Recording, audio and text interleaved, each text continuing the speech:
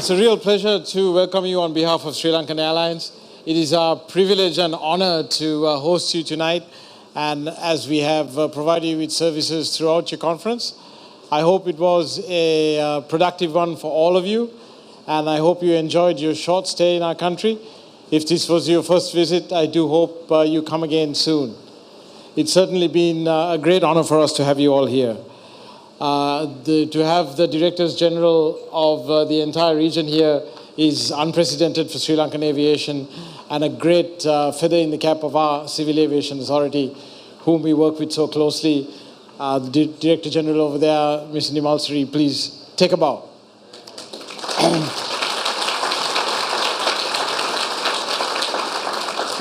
Communication, cooperation, and coordination is the name of the game, and I believe you've been doing that for the last few days. It's now time to let your hairs down and enjoy the evening, so I won't bore you for too long. I believe the theme of the conference, if I was correct, is fostering safe, secure, and aviation system in an eco-friendly environment with no country left behind. It's a great and laudable goal. I hope we achieve it very soon. And as you know, the absolute bedrock of our aviation system has always been and always will be safety. It is our first and biggest priority. And even on this very pleasant occasion, it is important for us not to be in denial, but realize the incidents of what happened yesterday, how serious it was, and how we can never forget that people put their entire lives in our hands every time they choose to travel with us. And that is a sacred trust that we cannot betray. What many of you will not know is that I flew for Emirates for many years, and that particular airplane, Alpha 6 Echo Mike November, is an aircraft I've flown many occasions myself. So it's particularly poignant for me. And what we must not forget is, despite what caused that unfortunate accident, which you will find out in due course, is that the outcome was amazing. 300 people in a destroyed airplane, and no one was even hurt. That, I think, is an accolade to everything that we in aviation has achieved over the last few years. And I think a particular round of applause should go to the cabin crew who did such a great job.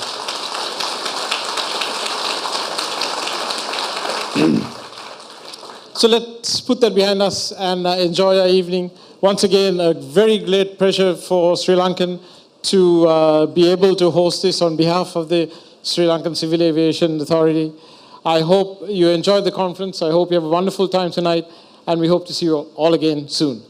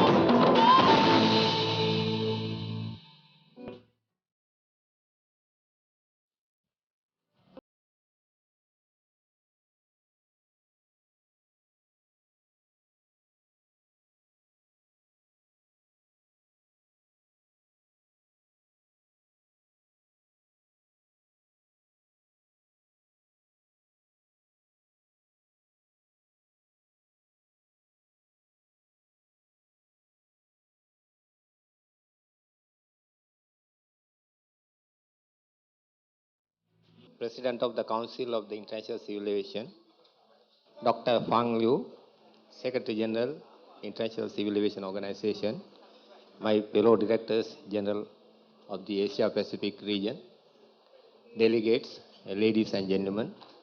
I think it is my duty to get to the stage and talk few words at this stage to thank our kind host, Sri Lankan Airlines, German Sri Lankan Airlines, who kindly consented to host this dinner on behalf of all of you.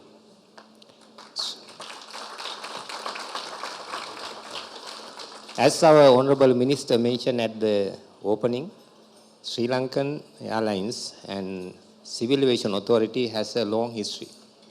We had been working under one house. In fact, all their services at the very outset was conducted by the Department of Civil Aviation in 1946. We separated in 1952 with the birth of Air Ceylon. And after few years, Air Ceylon was scrapped and new airline emerged as Air Lanka in 1979. And we continued at the Department of Civil Aviation for long years until 2002, when we were made to a Civil Aviation Authority. So our relationship is very close, but we maintain, I think, hand distance in relation to certain matters. In regard to safety, we have an unwritten agreement with the chairman that he never seek for any dispensation or any deviation from rules. At the same time, we have a policy that we will not go to him asking for pre-tickets or rebated tickets. So therefore, our work is easier, so that whenever it comes to matters, we draw the line clearly, and Sri Lankan, without any fear or hesitation, abide by that. And however much we heard them in regard to compliance with civil aviation requirements, they don't consider it to be a burden. They kindly accede to all these requirements and maintain high level of safety. So that is the reason why, as our Honorable Prime Minister and HE the President mentioned, we did not have any incident over the last few years. So it is Sri Lankan who had been maintaining that standards as one and sole airline of Sri Lanka. So we are extremely grateful to them for all the assistance given to us. And at the same time, I take this opportunity to thank Sri Lankan Airlines Chairman and Board of Directors for hosting this dinner on behalf of us. So I hope all of you enjoyed it very much. Thank you once again for being here with us to taste the glamorous dinner hosted by Sri Lankan Airlines. Thank you.